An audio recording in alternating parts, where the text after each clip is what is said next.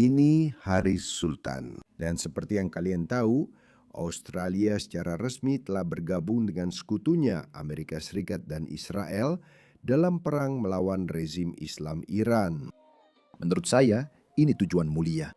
Kita mengurangi risiko bagi ekonomi dan keamanan global, serta membantu rakyat Iran memperoleh kebebasan yang telah mereka nantikan 47 tahun terakhir. Sepanjang sejarah Republik Islam, mereka belum pernah selemah ini.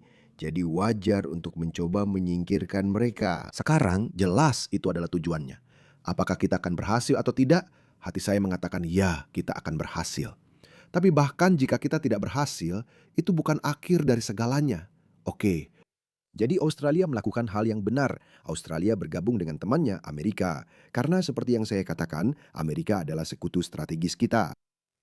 Ini fakta yang tidak dipahami Keir Starmer hanya demi menyenangkan sebagian kecil penduduk Inggris. Umat Muslim bahkan sudah tidak menyukainya lagi.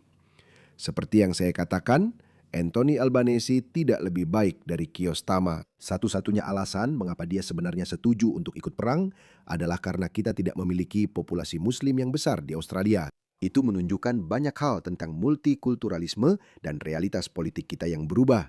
Semakin banyak Muslim yang Anda impor, semakin berkurang otonomi atas kebijakan luar negeri. Lihat Inggris. Keir Starmer telah sepenuhnya menghancurkan hubungan khusus Inggris dengan Amerika Serikat karena 7% dari populasi mereka terdiri dari Muslim. Intinya, Anthony Albanese, Perdana Menteri dari Partai Buruh berhaluan kiri, dihancurkan oleh ekstremis woke Jaih, Partai Hijau. Untungnya di Australia, Partai Hijau masih partai kecil. Berbeda dengan rekan mereka di Inggris, di mana mereka telah menjadi partai politik terbesar kedua dan dikenal sebagai kiri baru. Dan saya juga khawatir. Saya memprediksi bahwa partai One Nation mungkin akan menjadi partai politik terbesar di Australia, tapi itu pasti akan menjadi wajah dari kelompok kanan baru di Australia. Jika ada kelompok kanan baru, saya khawatir akan muncul kelompok kiri baru juga. Di dunia seperti itu, partai buruh dan partai liberal jadi tidak relevan, sementara kiri baru diwakili partai hijau. Kamu mungkin mengira mereka akan paham arti membakar rumah sendiri. Mengingat banyak dari kalian orang kulit putih di sini mengaku bahasa Inggris sebagai bahasa pertama kalian, seharusnya kalian benar-benar tahu. Itu belum terjadi di Australia. Tapi jika kita melihat apa yang terjadi di Inggris, ada kemungkinan Partai Hijau Australia bisa menjadi kelompok kiri baru atau partai politik terbesar kedua atau ketiga di Australia. Itu akan menjadi mimpi buruk yang nyata. Izinkan saya tunjukkan maksud saya. Lihatlah senator Partai Hijau ini yang benar-benar mengkritik Anthony Albanese. Ya, orang ini adalah Nick Kim. Dia adalah pejuang iklim woke kiri jauh yang gila. Tak heran dia membenci Donald Trump. Dia membenci sekutu strategis kita. Sekutu terpenting kita dalam hal keamanan, yaitu Amerika Serikat. Dan itulah alasan kenapa saya tidak suka dia. Saya tidak suka politiknya. Dengarkan dia saat benar-benar kehilangan kendali. Apa kamu tidak malu? Ini orang yang kamu kaitkan erat dengan kita. Maksud saya, dia itu seorang fasis penjahat perang, penghayal, dan kamu telah mengaitkan negara kita dengannya. Melalui AUKUS, melalui sikap tundukmu terhadap para penjahat perang, Trump dan Netanyahu, serta perang ilegal mereka. Ini memalukan, membuat malu, dan merendahkan negara kita. Tidak, ini luar biasa untuk negara kita. Orang ini tidak mewakili Australia. Partai politiknya bahkan tidak mencapai 4% dari pemilih Australia.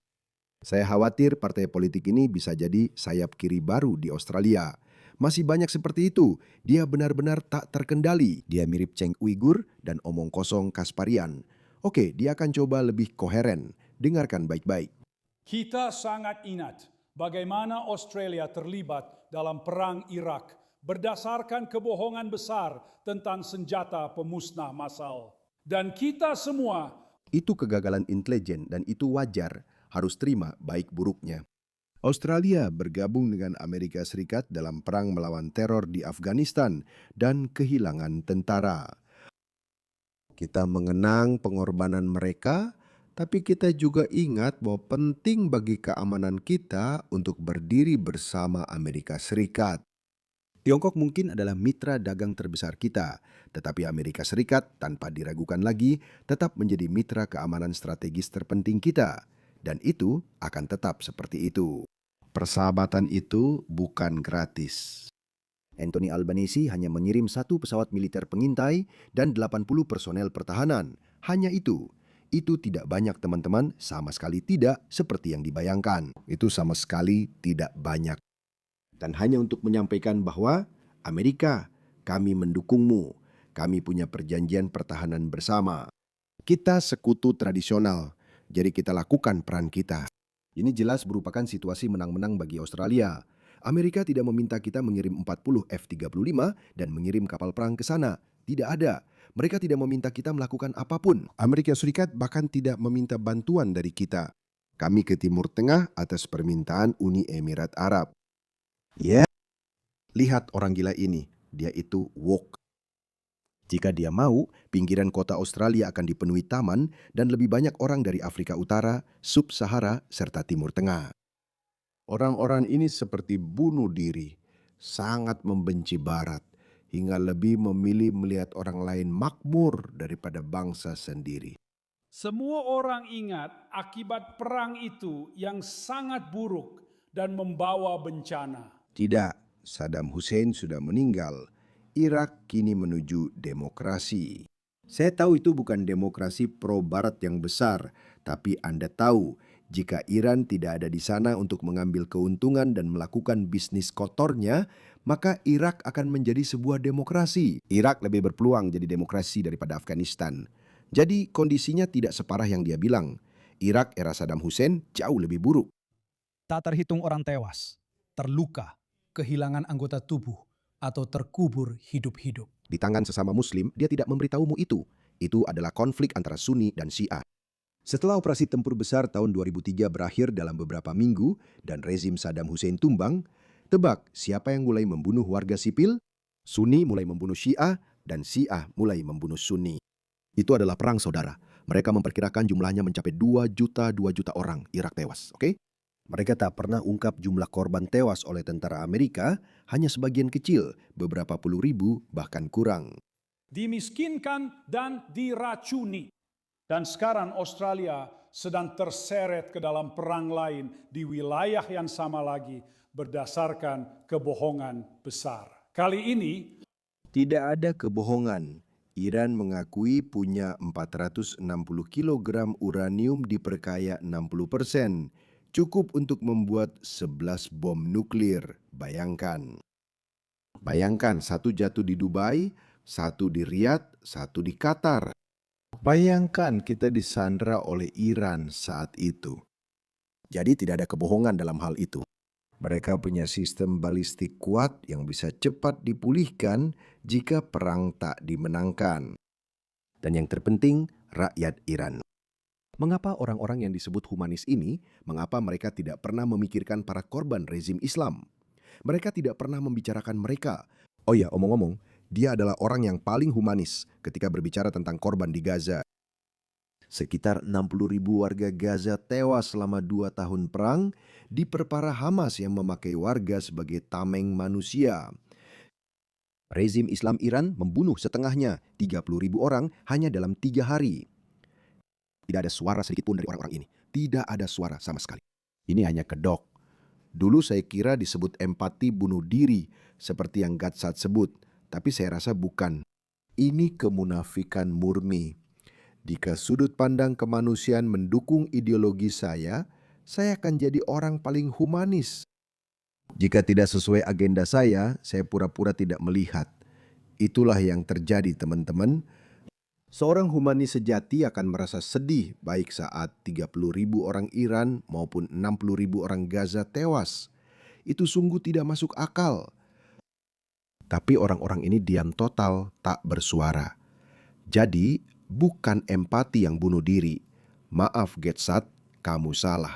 Ini adalah kemunafikan murni tingkat dasar yang memang selalu terjadi. Saya bukan dari pemerintahan koalisi, tapi dari pemerintahan partai buruh yang sedang berbohong kepada rakyat Australia tentang keterlibatan kita dalam perang ini.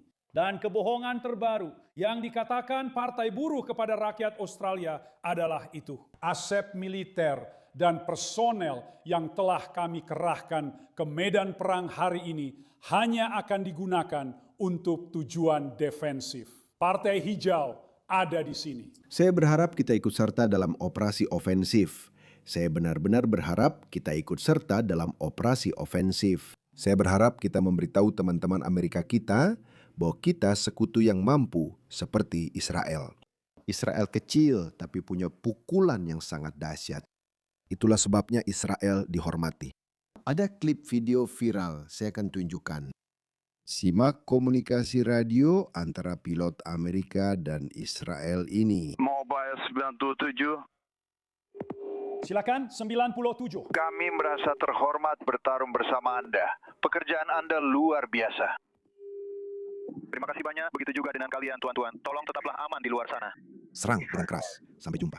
Serang dengan keras, sampai jumpa. Suatu kehormatan bertarung bersama kalian.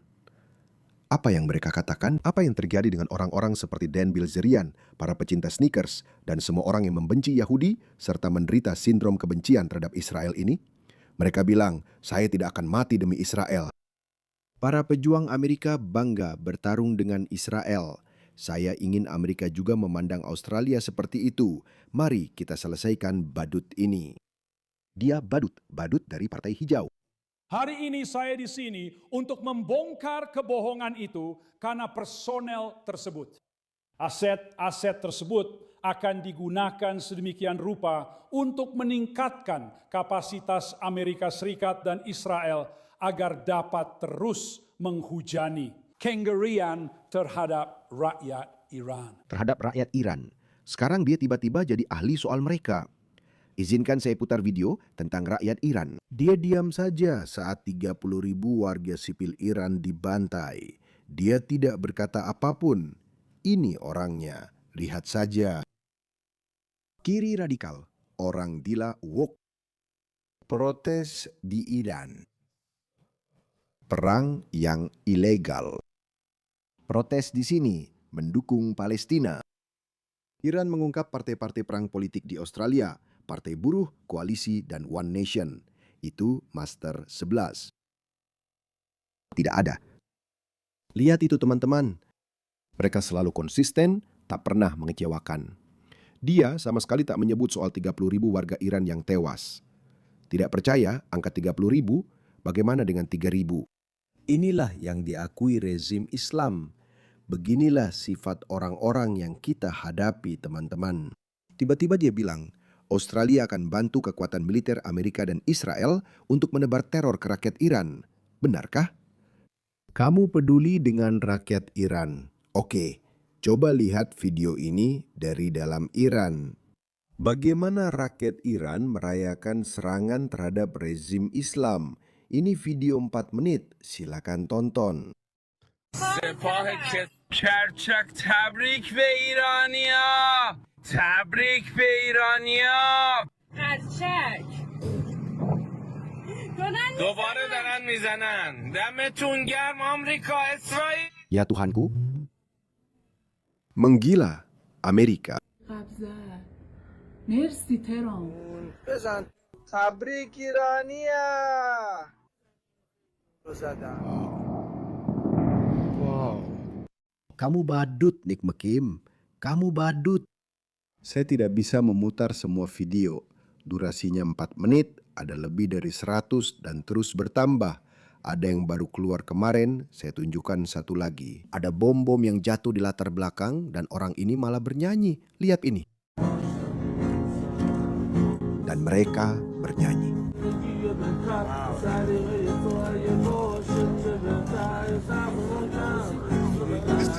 Teman-teman,